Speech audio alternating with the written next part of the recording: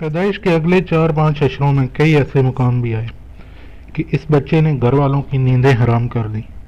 पलों सातों में अपने साथ दूसरों को भी लौट पौट कर देता। घड़ी में तोला, घड़ी में माशा।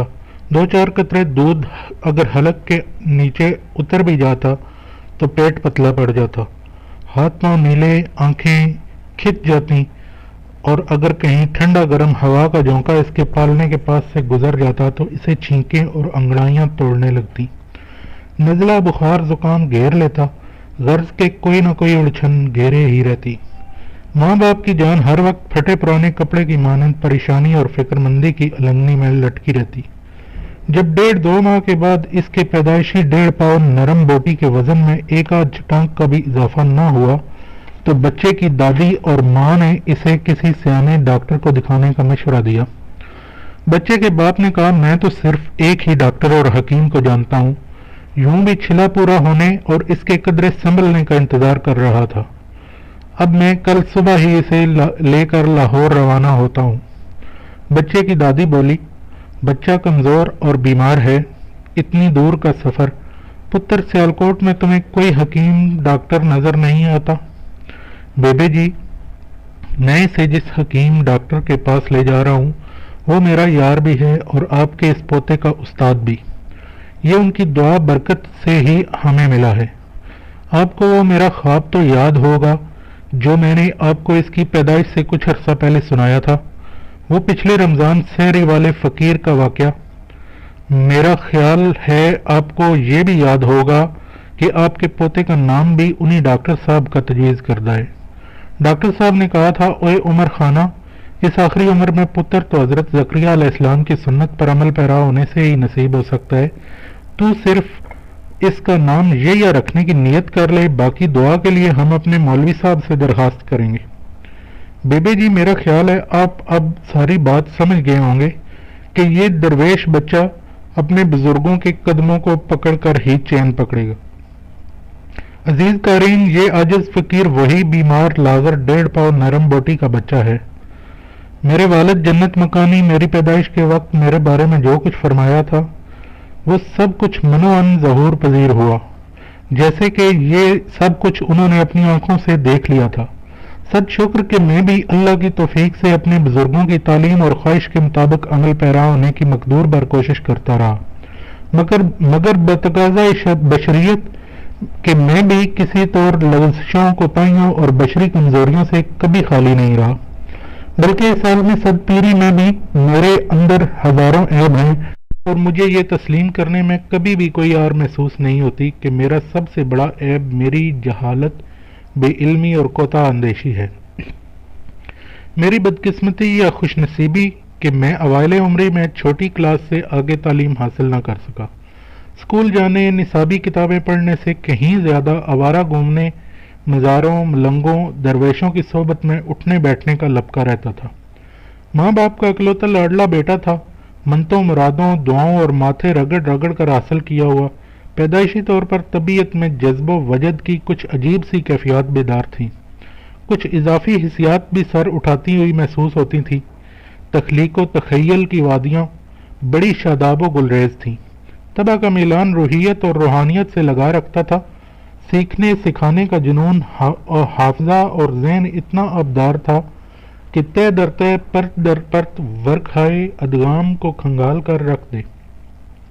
निगाहे निगारिश नहाओ नमूद तक उतर जाती थी। अजनबी जुबानें चश्मे जदन में नोके जुबान हो जाती थी। पर्दे बेपर्दा हो जाते थे। गुंग और सुन जो होते थे वो खनखनाते और बजने लगते थे। सर पे बादल, पाँव गर्दाब, बाजुओं में बिजलियां, आगे सामने समुंदर, पीछे रेगजार। अजीब तुरफा तमाशा था और आज भी यही आलम व रफ्तगी और गिरफ्तगी है। खुदा जाने नाका जुनू कहाँ जा ठहरेगा। ये गोतना सा बच्चा अपने बूढ़े माँ बाप के लिए एक कड़ी आजमाइश ही तो बन गया था।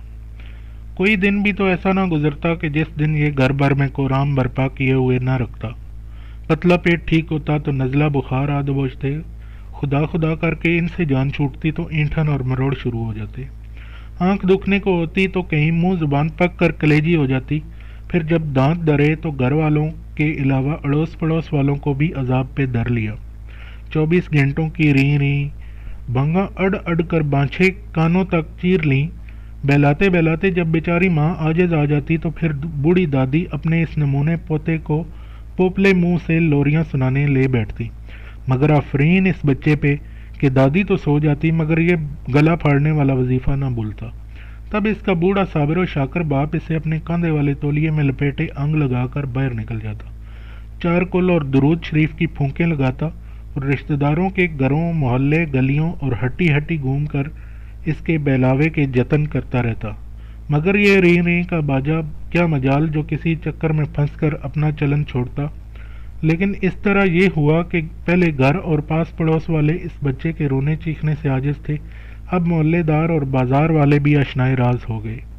آخر ایک دن محمد دین حجام نے مشورہ دیا۔ اسی حجام نے اس بچے کا استرے سے ایک بوند خون نکال کر راکھ کی پٹی باندھی تھی کہ بچے کے ختنے پیدائشی طور پر ہی ہوئے تھے۔ خان صاحب اس درویشے کو بہاول شہید جو کہ گھر سے نزدیک ایک بزرگ کا مزار ہے وہاں لے جاؤ اور سلام کرواؤ۔ بوڑھا شخص بچے کو لے کر فوراً وہاں پہنچ گیا، مسلسل ہچکیوں سے روتے ہوئے بچے کو صاحب مزار کے قدموں میں فرش پر ڈال دیا۔ اللہ کا کرنا اور اس بزرگ کا تصرف کہ بچہ فرش پہ پڑتے ہی سکون پکڑ گیا، ہاتھ پاؤں چلاتے ہوئے خوشی اور آسودگی کا اظہار کرنے لگا۔ اب کہاں کا رونا اور چیخنا چلانا، ہمک ہمک کر چہکنے لگا۔ باپ حیران و ششدر کہ ایک دم اسے ہو کیا گیا ہے۔ وہ دل ہی دل میں اللہ تعالیٰ کا شکر ادا کرنے لگا کہ چلو جیسے بھی ہوا یہ چپ تو ہوا، مگر وہ نہیں جانتا تھا کہ اصل رولا تو اب شروع ہوا ہے۔ اس کے دیکھتے ہی دیکھتے بچہ پرسکون سو گیا۔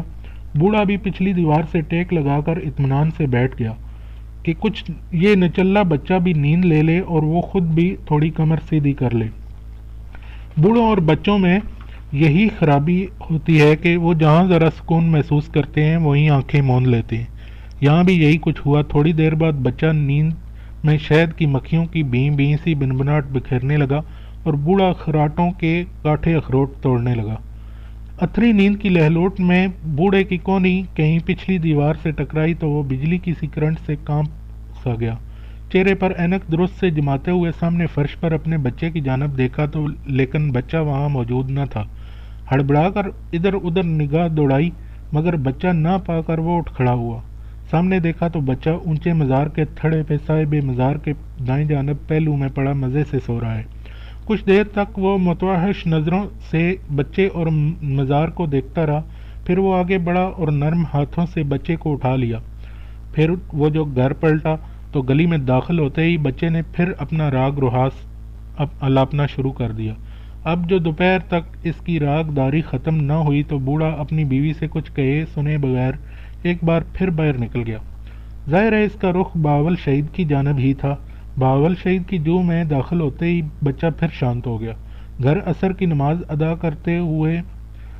کرتے ہی بوڑھے نے پھر روتے ہوئے بچے کو کاندھے سے لگایا اور بیوی سے آج کے دن کا پورا ماجرا کہہ سنایا اور کہا، نیک بخت، بس یہ اچھی طرح جان لے کہ ہمارا یہ بچہ اب تیری میری گود سے نکل چکا ہے۔ اس کا چین اور سکون گھر اور گود نہیں، مزار اور گورستان ہے۔ اس کا جنم ضرور ہمارے ہاں ہوا ہے مگر اس کی راہ اور منزل کہیں اور ہے۔ آج کے بعد تو اسے بھول جا۔ جو بھی یہ کرے اور جو چاہے اسے مت روک اور ٹوک، نہ ہی اسے کبھی ڈانٹنا۔ پیروں، فقیروں اور بزرگوں کی دعاؤں اور برکتوں سے حاصل ہوئی اولاد عام انسانوں کی طرح نہیں ہوتی۔ آج مزار کے اندر خواب میں بابا بہاول شہید میرے پاس آئے اور اسے میرے سامنے سے اٹھا کر اپنے پہلو میں لٹاتے ہوئے فرمایا، اس کا چین اور قرار باپ اور بیبے کے پاس نہیں، اپنے بابوں کے پاس ہے۔ صاحبو، شیر خواری سے چھٹپن تک کے ماہ و سال انہی خرابوں اور پٹ سیاپوں میں گزرے۔ گھر، اڑوس پڑوس، محلہ بلکہ پورا شہر مجھ سے بیزار اور بدگمان تھا۔ میری شرارتیں، بغاوتیں اور ناقابل بیان و برداشت حرکتیں میری وجہ شہرت تھیں۔ مجھ سے ہر کوئی پناہ مانگتا تھا۔ اب جہاں سے عقل و شعور کا کچھ مضبوط دامن ہاتھ آیا وہیں سے کتھا شروع ہوگی۔ تو دوستو آج کے لیے اتنا ہی۔ بابا محمد جیہ خان صاحب کی زندگی کے بارے میں سننے کے لیے دیکھتے رہیے ہماری ویڈیوز اور سبسکرائب کیجیے ہمارا چینل اور بیل آئیکن کو ضرور پریس کیجیے تاکہ نئی آنے والی ویڈیوز آپ کو بر وقت میسر ہو سکیں۔ اگر ویڈیو پسند آئے تو لائک ضرور کیجیے اور کمنٹ میں بتائیے کہ کیا کمی کیا خامی رہ گئی ہے تاکہ ہم وہ بھی دور کر سکیں۔ بہت شکریہ، ملتے ہیں نئی ویڈیو کے ساتھ۔ اللہ حافظ۔